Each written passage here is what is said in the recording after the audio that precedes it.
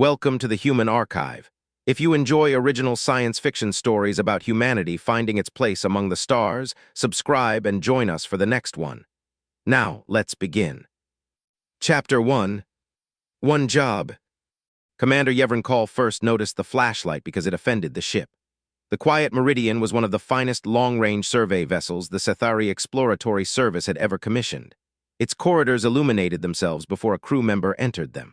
Doors recognized authorized personnel.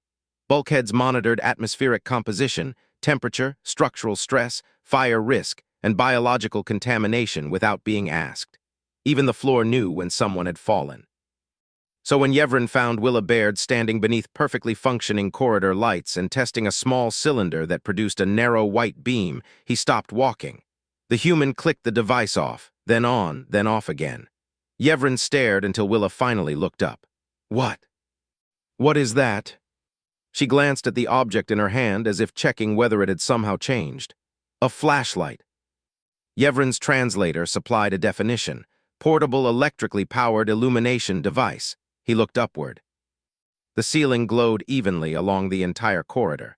You are testing a personal illumination device while standing inside an illuminated starship. Correct. The Quiet Meridian possesses 3 independent lighting circuits. 4 if you count local emergency strips. Yevren looked at her more carefully. You know that. I read the ship brief. Then why do you carry that? Willa clicked the flashlight on again and shone it toward the deck. Because this one has one job and no network connection. Yevren waited. She clipped it to her belt. Apparently that was the explanation. The human delegation had been aboard for 6 days. There were only 5 of them, attached to the Quiet Meridian as part of a joint survey mission into the Orphaline Drift.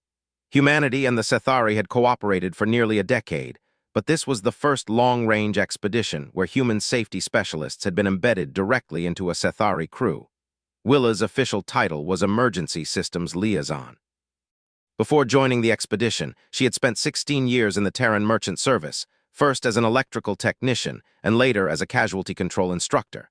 Her job had rarely been to invent a brilliant repair. More often, it was to make sure ordinary people could keep breathing, moving, and communicating long enough for the brilliant repair to arrive. Yevren had privately concluded that humans required such titles because they worried recreationally. The Quiet Meridian did not. Its systems were designed not to fail. Its primary reactor could supply the entire ship alone. Its secondary reactor could do the same. Distributed storage modules could maintain critical functions during transfer. Electrical trunks could isolate individual faults automatically. Control processors existed in redundant pairs, and critical life support hardware had separate passive reserves beyond those. The vessel had crossed 11 survey regions and accumulated less than 17 minutes of unscheduled power interruption across 32 years of service. Yevren trusted it, and that trust had been earned. He had served aboard Cethari exploration vessels for 27 years and commanded the Quiet Meridian for 6. He had watched reactors scram, coolant loops isolate, navigation arrays lose sensors, and hull sections seal after micrometeor strikes. The ships had not survived because nothing ever failed. They survived because a failure was usually contained before the crew had to care about it. That distinction mattered to him. Cethari redundancy was not optimism. It was disciplined engineering supported by maintenance, inspection, and a service culture that treated small anomalies seriously. Willa apparently preferred suspicion. He noticed the flashlight again during the evening inspection. It remained clipped to her belt. You still have it. She looked down. Were you expecting it to escape? I was expecting you to store it. Why? Because the ship is functioning. Willa smiled. That is when I like to prepare for it not functioning. Yevren's neck frills tightened. That sentence is irrational. Probably why humans like it. Then she walked into the lift. The doors closed. Yevren stood alone beneath several hundred meters of perfectly functioning electrical lighting. He decided humans had strange hobbies. Chapter 2. The Locker.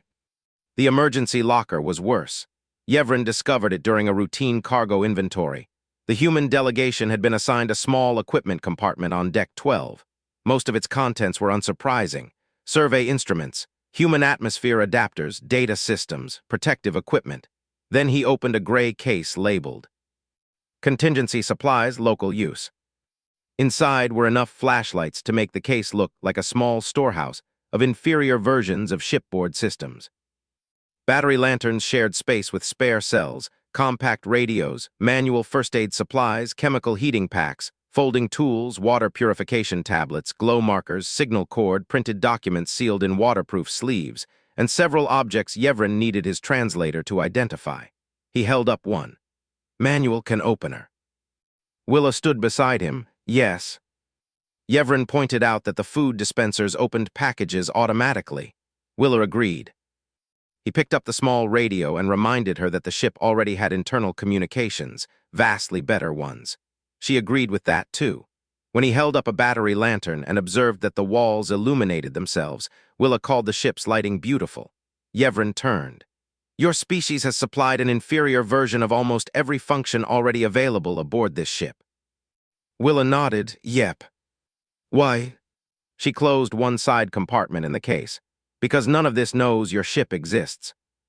Yevren stared at her. That is supposed to reassure me. It reassures me. Yevren listed the obvious deficiencies. The radio had poor range compared with the internal network.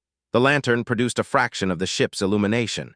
The hand tools were painfully slower than powered equivalents. Willa agreed with every criticism without hesitation. Yevren spread all four hands. Then why bring them? Willa looked into the box, because they fail for different reasons. There it was again, the human obsession with failure. Yevren gestured toward the wall. Yevren reminded her that the Quiet Meridian had multiple independent power sources, automatic rerouting, distributed storage, and fault isolation. Willa knew all of it and singled out the fault isolation architecture as especially good. You admire our engineering. Willa looked genuinely surprised. Of course I do, this ship's incredible. That halted him. Humans had an irritating habit of refusing the argument one expected them to make. Yevren had assumed she distrusted Sethari technology. Instead, she admired it. Then she picked up the flashlight. This is still coming with me?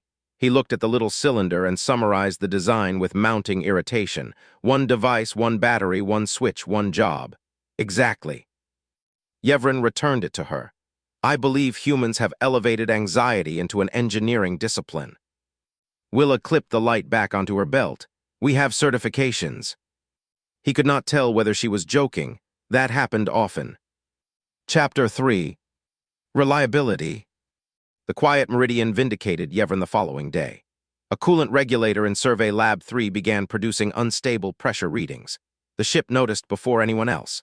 The affected loop isolated automatically, a parallel regulator assumed the load, and a maintenance drone left its cradle less than 30 seconds later. The lighting did not flicker, environmental conditions did not change, and most of the crew never knew anything had happened. Chief Engineer Kadrin Haas brought Yevren the report afterward. Sensor contamination, Kadrin explained. Not regulator failure. The reading drift exceeded acceptable variance, so the control system removed it from service. Repair.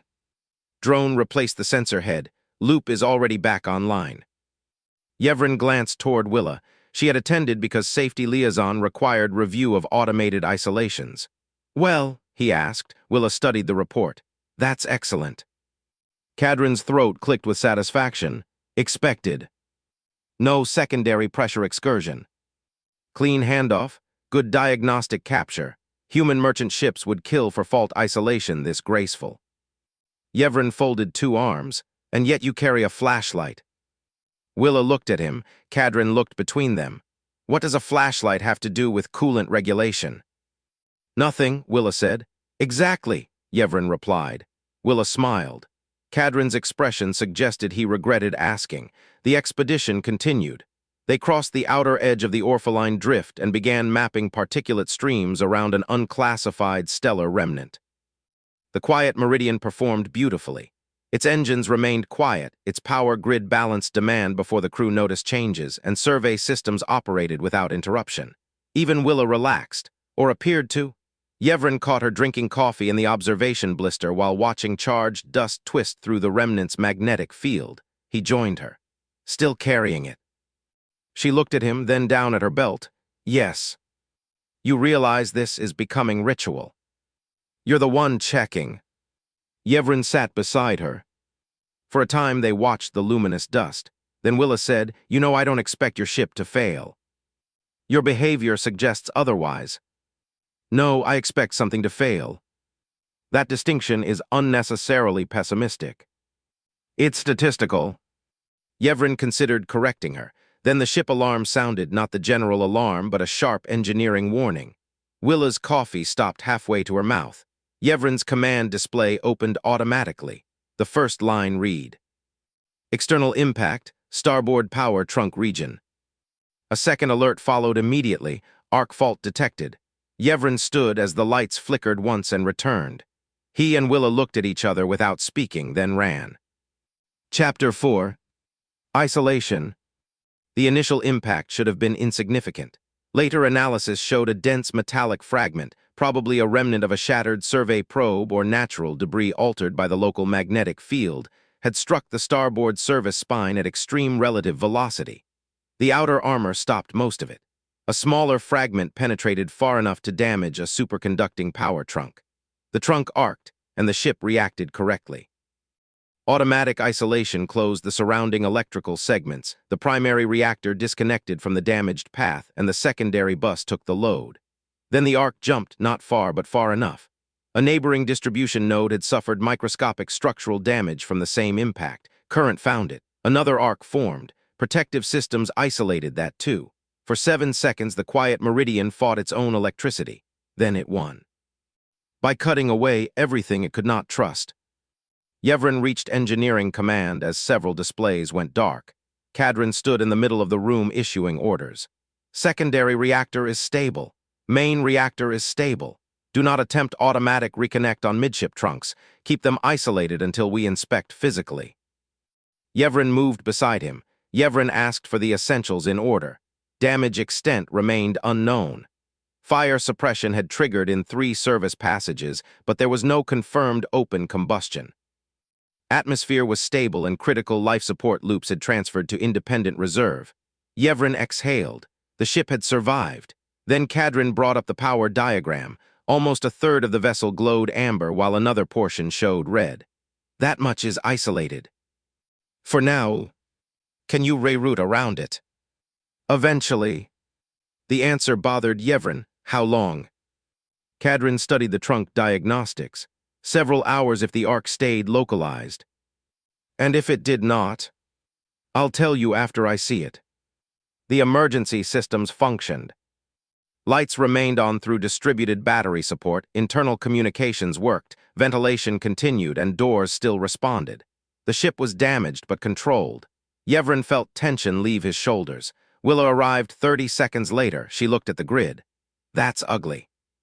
Cadron nodded. Protection did exactly what it should. "Good."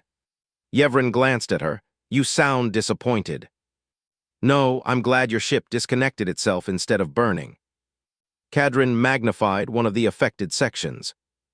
"Midship storage, medical support, crew quarters, and 2 survey labs are on emergency reserve." "How much reserve?" Willa asked. Cadron gave the nominal figure. Willa frowned. Yevren noticed. "What?" "That's for bridge duration." "Yes," Cadron said. "Meaning you expected the main grid back before reserve depletion." "Normally." Willa looked toward the damaged trunk map. "And this isn't normal." Cadron said nothing. An engineer called from across the room. "Chief, Section 12, batteries are discharging faster than projection." Cadron moved immediately. Yevren followed. The lights remained on, for now. Chapter 5. 4 hours. The first repair estimate was 4 hours. The second became 7. The third did not contain a number at all. Cadron's inspection teams discovered thermal distortion along 2 adjacent power corridors. Several bus junctions remained electrically sound but could not be re-energized until their insulation integrity was physically confirmed. The maintenance drones should have handled that. Some did, others could not. Fire doors had closed around the damaged area, and several local door controls had lost power when the trunks isolated. The drones on one side could not reach the other. Yevren studied the revised power report. Emergency storage should bridge the outage. Cadron's facial plates flattened. For a normal outage. "This is an outage." This is half a ship pretending the other half doesn't exist. Yevren did not appreciate the phrasing. It was accurate. The isolated compartments still had critical life support. Cathari designers did not gamble atmosphere on lighting circuits, but emergency storage had been built to preserve crew safety while power rerouted or reactors restarted. It was not intended to make hundreds of crew members comfortable indefinitely. Cadron shed load in layers. Decorative lighting vanished first, followed by non-essential displays. Crew terminals received power restrictions, food dispensers shifted to reduced service, and heating dropped in several compartments. Medical disconnected routine systems and ran only essential equipment from independent batteries. The ship remained functional, less graceful than before, but still safe. Yevren addressed the crew over internal communications. He told them the truth. The ship had suffered electrical damage, the fault was isolated, there was no current fire, and critical environmental systems remained stable while engineering conducted repairs. He asked everyone to remain calm, conserve personal device power, and follow local instructions. The response was disciplined. Of course it was. Cathari crews trained for emergencies. The Quiet Meridian was not descending into panic. Yevren walked the affected section afterward. The lights had dimmed but remained adequate, and Willa moved with him. "You're checking exits?" he asked. "Routes. They're displayed on every wall junction." "For now." Yevren stopped. There it was again. "For now." Willa caught his expression. "Sorry." "No, you're not." "No." They continued. By the 6th hour, the lights in Section 15 shut off. Not suddenly. A calm automated announcement warned occupants first. Emergency strip lighting remained. Then that dimmed too. The crew shifted toward nearby powered sections where possible. The usable ship seemed to narrow around them. Cadron sent another report. The grid would not be restored before the emergency lighting reserves became strategically valuable for other functions.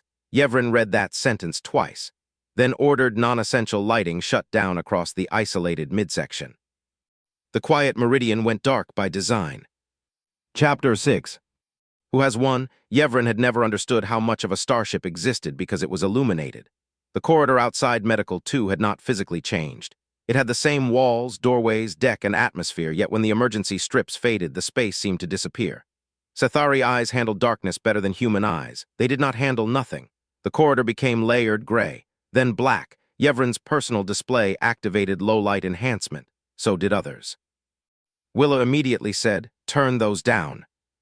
Several crew members looked toward her. Yevren did too. "We require vision." "You may require those batteries more later. Our terminals last for days. Under normal use." Yevren opened his mouth, then stopped. She was right enough to be irritating. Willa reached toward her belt. Click. A white beam cut through the darkness from the little flashlight, the same ridiculous object Yevren had questioned for days. It illuminated the corridor floor, the lower wall, and the boots of 6 crew members. It was not much light, but it was enough. Willa looked around. Willa asked who else had a flashlight. Nobody answered with one. A Cathari crewman offered his personal display, and another mentioned the inspection lamp built into a maintenance scanner. Willa told both of them to conserve those devices if they could. What she wanted was independent light, and no one produced any. She sighed. "Right, human locker." Yevren stared at her. "You actually expected this?" "No. You brought equipment for it." "That's not the same thing." She turned to one of the human technicians. "Deck 12 locker. Bring the lighting case first, radios second. Don't haul everything at once." The technician nodded and disappeared into the dark. Yevren watched Willa's flashlight beam move across the floor. The beam was tiny and embarrassingly primitive, yet the corridor existed again wherever it touched. He hated that more than he expected. Chapter 7. Islands. The human locker did not contain enough light for everyone. Yevren found that reassuring. If it had, he might have suspected them of insanity. Willa treated scarcity seriously. She and Yevren established priorities together. Medical received 2 battery lanterns. Engineering access points received 3. Command junctions received 1 each. Mobile repair teams took handheld lights. Glow markers went onto critical intersections. They were not electronic markers, but small passive chemical strips that emitted weak colored light after activation. Yevren watched Willa crack one. Green light appeared. She attached it to the wall. "That is chemistry." "Yes." "No power." No external power. How long? Long enough. The humans used different colors. They used a simple color code: green for confirmed clear passage, blue for medical, orange for water and ration points, and red for blocked or hazardous routes. The light was weak. Barely enough to read by, but it transformed the dark corridors. The powerless midsection developed geography again. Crew stopped clustering around doorways because they could distinguish routes. Runners moved without personal displays. Medical staff could direct patients toward light markers rather than verbal descriptions in darkness. Yevren stood at Junction 12 while a young technician followed a line of green markers toward engineering. "That is Crude," he said. Willa stood beside him. "Very. It is also effective. Unfortunately." He looked at her. "Why unfortunately?" "Because now you're going to want some." Yevren's neck frills lifted. "I have not said that." "Give it time." He decided not to give her satisfaction. Then one of the battery lanterns failed. Yevren looked at her. Willa looked at the lantern. "Okay. You said these were reliable." "I said independent." She opened the battery compartment. One cell had seated poorly during transport. She reseated it. The lantern came back on. Yevren folded his arms. "Primitive technology has maintenance problems." "Absolutely." Again, she refused the argument. Humans were exhausting. Chapter 8. Radio. Communications degraded next. The internal network remained active across most of the ship. The problem was isolation. Damaged power sections had lost several local repeaters. Fire barriers and dense structural compartments weakened personal mesh connections between midship and engineering. Messages still moved. Sometimes. Pelik Roan found this intolerable. The young Sethari communications officer stood at Command Junction 2, repeatedly attempting to reach a repair team beyond the isolated service barrier. His terminal finally connected. The transmission arrived distorted enough to be useless. He swore. Willa handed him a radio. Pelik looked at the device and identified it as a radio with a physical channel selector, limited encryption, and unmistakably civilian design. Willa corrected only the last part, calling it rugged civilian equipment. "Our personal communicators are more capable," Pelik said. "They're also not talking through that wall." Pelik stared at the radio. Willa pressed another into the hands of a human technician. "Take this down to Engineering Junction 4. See if we can relay." The technician left. A few minutes later, Pelik transmitted. Static answered first, followed by a weak but understandable voice. His head tilted. "Engineering 4, this is Command 2. Confirm reception." The response came through with a hiss. "Command 2, readable." Pelik's expression changed from skepticism to professional interest. He asked Willa for available frequencies, output power, and battery endurance, and she gave him the specifications. By the time she finished, the communications officer had become dangerous. Within 20 minutes, he had appropriated every portable radio the humans brought. He assigned channels, established call signs, and positioned relay personnel at junctions where the signal could work around structural barriers. One human radio could not reach engineering. 3 humans standing in the right places could. By the end of the hour, the Crude network carried separate emergency traffic for command, medical, and engineering. Willa watched Pelik reorganize it. "He's good." Yevren nodded. "He is a communications officer. He improved the system faster than I would." "Of course." Willa smiled. "You sound proud." "I am." Pelik called from the improvised station. "I require 2 more radios." Willa looked into the case. "We've got one." Pelik's throat frills lowered. "One. Primitive logistics." He gave her a deeply offended look, then found another solution. A spare unit moved from a less critical corridor. The network continued. Chapter 9. Medical Power. Dr. Emil Vorsk had better equipment than any human emergency kit aboard the ship. That was why Willa told everyone to stop bringing her human medical supplies. Emil stood in Medical 2, surrounded by battery-powered diagnostic systems, sterile treatment equipment, compact surgical tools, and a drug management system capable of calculating species-specific interactions faster than any living physician. Her problem was not the immediate absence of electricity, but duration. She had power, she simply did not know how long she would continue to have it. Willa entered carrying a battery lantern. Emil pointed toward a wall unit. I possess emergency illumination. Don't use it. Emil stared. Willa set the lantern on the counter. Your clinic battery feeds what else? Emil glanced toward the critical care section. Monitoring, respiratory support, drug refrigeration. Then use my ugly light. Emil looked at the lantern. The lantern illuminated the treatment room badly, with uneven shadows and mediocre color accuracy, but it was entirely sufficient to dress a wound. Emil switched off the clinic lighting. The battery projection improved only slightly, but slightly was enough. Willa opened another kit. The kit contained manual dressings, splints, and basic diagnostic equipment. Emil examined it. This monitor lacks biochemical analysis. Then don't use it for biochemical analysis. This pressure cuff provides only circulatory pressure. That's the name on the box. Emil's eyes narrowed. You are enjoying this. Little bit. Then a patient arrived. A maintenance worker had cut one arm, opening a damaged access panel. The wound was not severe.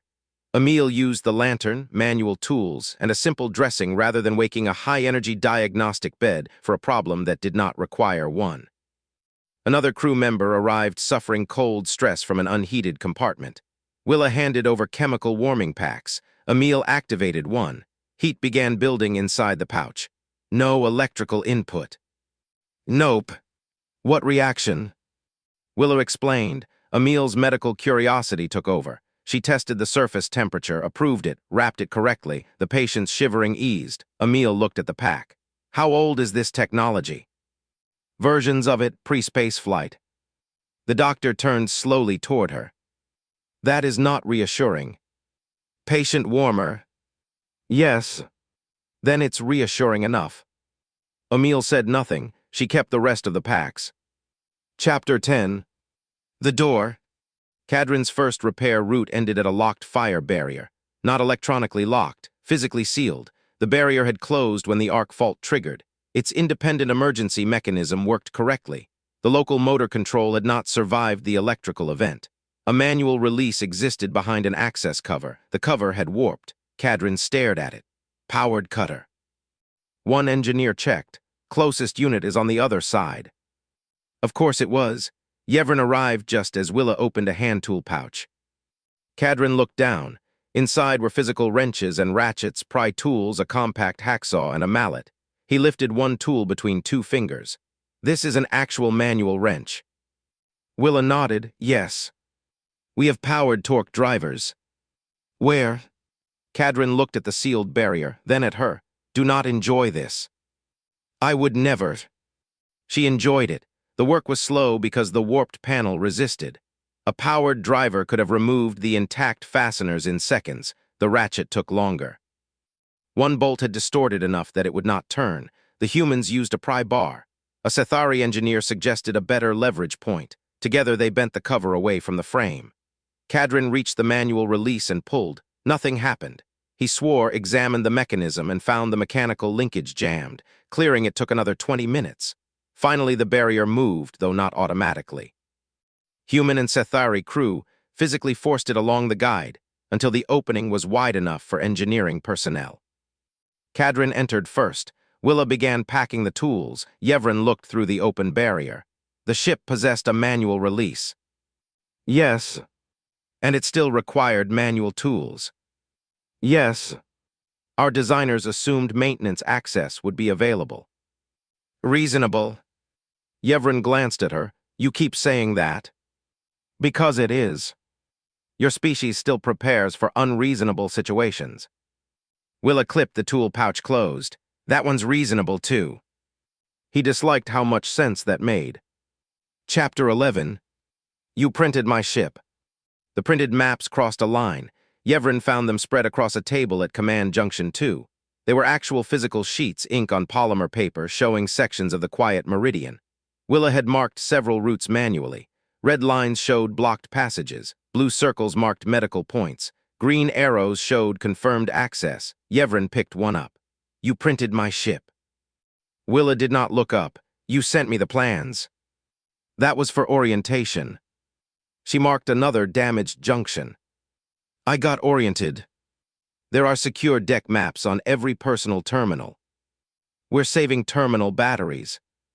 The maps may change. That's why I have a pin. Yevren held up the sheet. This compartment designation is outdated. Willa looked, he pointed. Survey Storage 6 had been converted to environmental sampling 2 years earlier. She crossed out the old label, wrote the new one. Fixed. That is not how data integrity works. No. That's how pens work. Pellick walked past, grabbed a copy, and began marking radio relay locations. Yevren stared at him. Pellick paused. What? You approve of this? The radio network needs visual route references. You are a communications officer. Yes. You are writing on paper. Pellick looked at the pen in his hand. It appears so. Human contamination was spreading. Chapter 12. Cold. The ship became colder by the 11th hour, not dangerously cold for humans. Sethari bodies preferred a narrower thermal range. They had evolved beneath a warmer star and relied on stable environmental conditions aboard spacecraft. Critical compartments retained heat. Peripheral crew sections did not. Yevren found 23 crew members gathered inside an unused survey staging room because it remained warmer than the neighboring corridor. Willa was there, of course. She had distributed chemical heating packs and reflective emergency blankets from the human locker. Again, there were not enough, so they prioritized older crew, injured crew, and those with metabolic vulnerabilities. Everyone else shared insulated garments where possible. Willa looked up as Yevren entered. You warm enough. I am Sethari. That wasn't the question. Yes. Good. Yevren watched one crew member hold a heating pack beneath both upper arms. The packs were tiny, disposable, limited in duration, and effective. Yevren asked how long the heating pack would remain useful. Willa estimated another 3 hours. They had a few more after that, but when he asked what happened when those were gone, she looked at him. Hopefully Cadron's finished. There it was. The backups were not solving the emergency. They were buying time. Everything the humans had brought seemed built around the same assumption. Something else would eventually fix the real problem, and until then the crew's job was to remain alive and functional. Yevren found that philosophy unexpectedly respectable. Chapter 13. Black Corridor. The fire sensor in Service Passage 19 began returning inconsistent readings. Normally, a maintenance drone would investigate. The local drone cradle had no power. The nearest functioning drone could not pass the isolated bulkhead. Cadron refused to ignore the sensor, so a physical inspection team went. Yevren joined. Willa joined, too. They wore emergency breathing masks. One engineer carried a standalone atmospheric detector. Pellick issued them a radio. Willa attached a glow marker near the entrance. What is that for? Yevren asked. Return path. We know where the door is. We know where it is now. Yevren no longer argued immediately. That concerned him. The corridor beyond the barrier was absolute black. Willa's flashlight beam cut through suspended residue. The walls were scorched. Fire suppression foam coated sections of the floor, no active flame. The atmospheric detector showed acceptable gases. They advanced. Cadron inspected one junction, then another. The radio hissed with periodic check-ins. The entire operation felt primitive in a way Yevren would once have found embarrassing. Now he found it quiet, focused. 100 advanced systems normally mediated the ship. In the dark corridor, awareness depended on human senses, a battery detector, a flashlight, and people talking to one another. Cadron stopped. Here. A coolant line had cracked near the arc site. It was not a catastrophic break, only a slow leak. Coolant was accumulating against an already heat-damaged equipment housing. Cadron swore. If this reaches the lower junction, and we re-energize. Bad, Willa asked. Very. The repair team isolated the line manually. The problem would have been found eventually, probably. The powerless corridor had turned an eventual discovery into a dangerous one. A flashlight had helped them find it earlier. Yevren shone his own borrowed light at the damaged pipe. Yes, his own. He had stopped pretending the light belonged temporarily to someone else. Chapter 14. The bad battery. Human equipment failed too. Yevren found that comforting. One portable radio died during a medical call. Pellick immediately replaced its battery. The failed cell had lost capacity after years in storage despite passing the last check. He marked it for disposal. One chemical heating pack ruptured internally when activated. The outer containment held, but Emil discarded the unit and inspected the others. One flashlight switch became unreliable after being dropped. A human technician hit it against his palm and the light returned. Yevren stared. That cannot be an approved maintenance procedure. It isn't. Then why did you do it? Because it worked. It may fail again. Probably. The technician attached a strip of red tape around the handle and moved it into secondary reserve. Yevren nodded. That he understood. The paper maps had errors, the radios had limited range, the lights needed batteries, the hand tools were slow, and the heat packs ran out. Nothing human had brought was miraculous. That became part of why Yevren trusted it. The locker did not eliminate failure. It broke one large dependency into a collection of smaller ones. A dead radio did not darken a corridor. A bad flashlight battery did not silence medical. A torn heat pack did not erase the paper maps. Each tool could disappoint them without taking the others with it. Nobody expected any one object to carry the crisis. When one failed, they reached for another. Chapter 15. The Bypass. Cadrin finally designed a safe electrical bypass after 14 hours. The damaged trunk could not be restored. It did not need to be.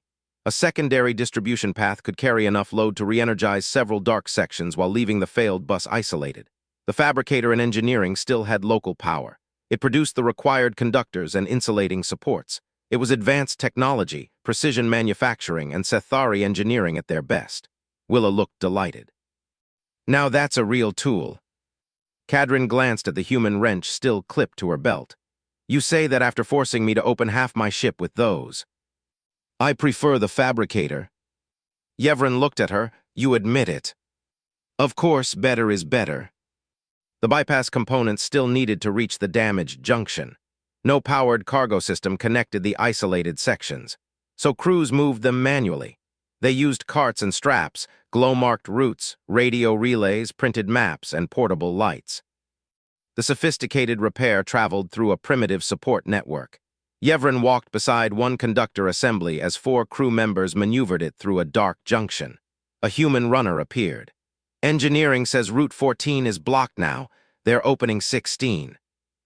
Pellick's voice came over the radio confirming the change. Someone marked the paper map. The cart turned. No confusion, no waiting for the dead ship network to update. Cadrin received the parts. Work continued. The repair belonged to him. The ability to keep working belonged to everyone. Chapter 16. The Question. Yevren found Willa sitting on the deck outside engineering while Cadrin's team installed the bypass. Her flashlight rested beside her. Off, saving battery, a lantern glowed farther down the corridor. Yevren lowered himself beside her. You prepared for this. Willa shook her head. No. Yevren listed what she had prepared for. Darkness, loss of communications, medical power conservation, and manual access. Willa admitted to each one, though she kept describing them as ordinary contingencies rather than predictions. Yevren folded his lower hands. Why? Willa looked toward the dark corridor. He continued before she could answer. Your technology is not unreliable. Human systems are sophisticated. Your ships use advanced power grids. Your medicine is integrated. Your communications are networked, yet your species keeps carrying inferior copies of functions you already possess. Willa smiled faintly. That really bothers you. Yes. She thought for a while, then said, every human has owned something that worked perfectly right up until it didn't. Yevren waited, so Willa gave him the longer answer. On her first merchant posting, a cargo spine breaker had isolated exactly as designed after a coolant fire. The main ship still had power.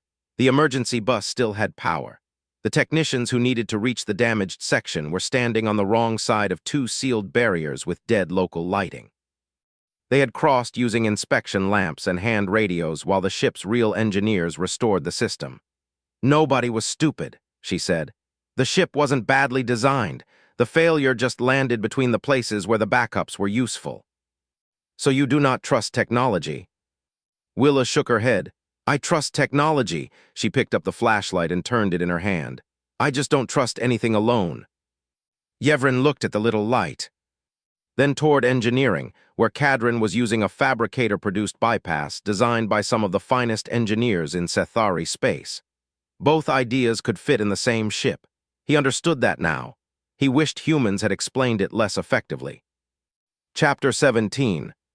First Attempt. Yevren called command 3 hours later. The bypass was installed, the inspection complete, the insulation tested, and the damaged coolant path isolated. The ship was ready for a controlled reconnection. Yevren gathered the local command team. Nobody admitted how much they wanted the lights back. Epilogue stood beside the radio station. Emil remained in medical. Willa leaned against the wall with her flashlight clipped to her belt. Yevren's voice came over the independent radio. Beginning low-load energization. A hum moved through the deck, something Yevren felt before he saw it.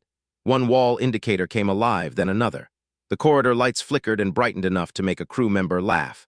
For 3 seconds, the Quiet Meridian returned. Then everything died again and the corridor fell black. The electrical hum vanished. Somewhere far away, a protection breaker slammed open. Yevren felt his chest tighten. Not again. Epilogue's radio clicked. Engineering to command.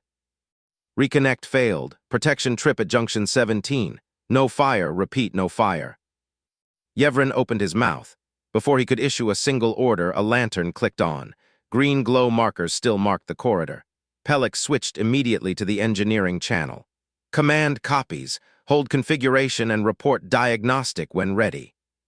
A runner picked up the updated paper map. Medical reported stable operations over the secondary radio channel. Someone checked the heat pack distribution. Another crew member relit the water point. Nobody shouted. Nobody reached desperately for dead wall controls. No one clustered around Yevren waiting to be told how to exist in darkness. The ship was dark, but the crew was operating. Yevren stood very still. Willa clicked on her flashlight. She did not smile. There was nothing funny about the failed repair. Yevren will find it, she said. Yevren looked around. The first blackout had turned ordinary corridors into confusion. This one became a condition. It was unpleasant and difficult, but it had become temporary in the crew's minds, a problem they already knew how to work inside. He activated his radio. Commander to all sections. First restoration attempt unsuccessful. Continue current emergency procedures. Engineering remains in control of repair. Acknowledgements came back immediately and in order. Yevren lowered the radio. Willa looked at him. He looked at the flashlight in her hand. I understand. She raised one eyebrow. Do you? Do not ruin this. Wouldn't dream of it. He almost believed her. Chapter 18. Junction 17. The remaining fault was small. That was the infuriating part. A control insulator inside Junction 17 had cracked beneath its shielding. It passed static inspection but failed once load increased. The protection system detected leakage and disconnected the bypass. Again, the ship had done the correct thing. Yevren found the fault within an hour. Replacing it required another manual access route. Yevren went with the engineering team. No one asked why.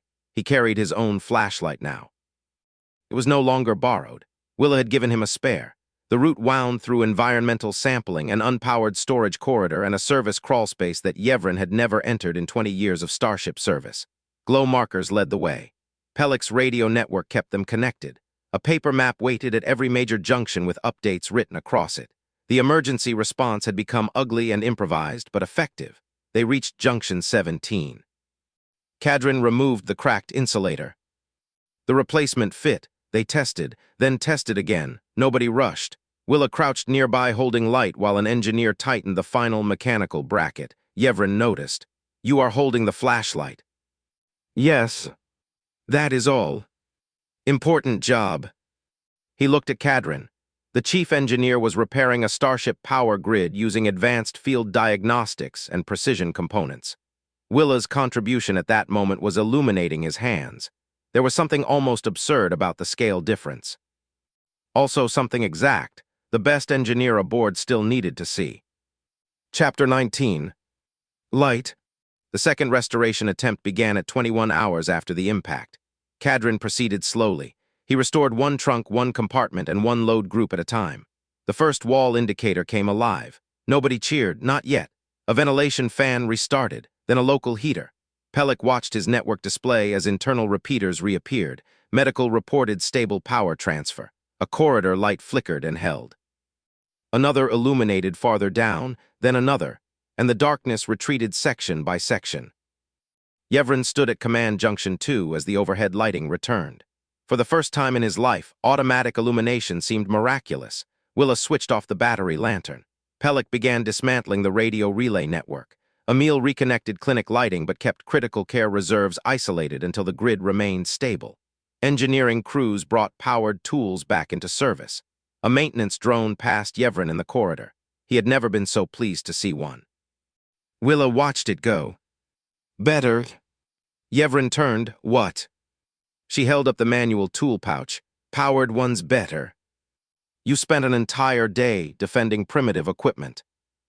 No, I spent an entire day using it because the powered stuff wasn't available. She returned the pouch to the human locker. Yevren looked at her. So now you abandon it. Now I recharge it. That sounded more human. Chapter 20. Replacement list. The Quiet Meridian completed repairs over the next 3 days. No crew member died. 12 suffered minor injuries. 3 required extended medical observation. 1 compartment remained sealed until reaching a repair station. The damaged power trunk would need replacement in dry dock. Cadron's bypass held. The ship continued its journey at reduced survey capacity. Yevren reviewed the emergency inventory with Willa. The human contingency locker looked less impressive now. Several flashlights were scratched. 2 radios required repair and batteries had been consumed. Half the chemical heating packs were gone, glow markers were nearly exhausted, the paper maps had become a mess of crossed-out routes and handwritten notes, and 1 hand tool was bent. Willa wrote a replacement list. Yevren watched. You intend to replenish everything. Of course. The crisis is over. Yes. You may never experience another blackout aboard this ship. Hopefully. And yet you will replace all of it. Willa stopped writing. Yes. You do hear yourself. She looked at him. Yevren, that's how emergency supplies work. He knew he simply wanted to hear her say it. He picked up one of the spare flashlights, tested it. Click, white beam. Willa smiled. He immediately switched it off. Do not. I didn't say anything. You were about to. I was thinking very loudly. Chapter 21. Recommendations. Yevren's after-action report reached Cathari Fleet Command before the Quiet Meridian returned home. He did not recommend human equipment. That would have been lazy. Human flashlights were shaped for human hands. Human radios used human assumptions. Human heating packs were sized for human physiology. Human paper emergency maps were useful mostly because humans had already printed them. The useful part was elsewhere. Yevren recommended independent emergency illumination, powered separately from ship infrastructure. Standalone short-range communications with separate power and protocol architecture. Manual tool caches distributed on both sides of critical isolation barriers. Passive route marking systems. Emergency thermal supplies that did not depend on the main electrical grid. Non-volatile deck plans available without powered displays. Medical procedures prioritizing preservation of critical battery systems through lower-tech substitutes where safe. Most importantly, he recommended distribution, not one large emergency locker, but many small ones, because Section 12 could not use a tool stored behind a sealed barrier on Section 11, because a perfect backup somewhere else was not a backup. Cadron supported the engineering recommendations. Emil added medical standards. Pellick wrote an entire appendix on independent communications and somehow made primitive radios sound like high doctrine. Willa reviewed the document. You've created a flashlight bureaucracy. Yevren looked at her. You began this. I brought a box. You brought ideology in a box. She laughed. Yevren sent the report. Epilogue? Probably not. 7 months later, Commander Yevren Caul inspected the Cathari survey vessel Distant Lantern before its first deep range deployment. The new emergency standard had been implemented. The ship itself was more advanced than the Quiet Meridian. Its power grid contained additional segmented buses. It had improved arc protection, independent emergency storage, and better automatic routing. The chief engineer proudly explained all 6 layers of redundancy. Yevren approved. Then he opened a locker near the midship junction. Inside were compact Cathari-designed lanterns, hand tools, standalone radios, thermal packs, passive route markers, non-volatile deck maps, small first aid kits. The young navigation officer accompanying him shifted awkwardly. Commander. Yes. These lockers are required now. They are. The vessel's power network has 6 redundant layers. I know. The manufacturer estimates the probability of total local illumination, failure as negligible. Excellent. The officer looked into the locker. Then, is all this really necessary? Yevren considered the question. Once he would have answered differently. Now he reached into the locker and removed a compact independent light. It was a Sethari design with a replaceable primary cell, a reserve cell, a simple mechanical switch, and one job. He clicked it on. A bright beam crossed the perfectly illuminated corridor. Yevren switched it off and clipped it to his belt. Probably not.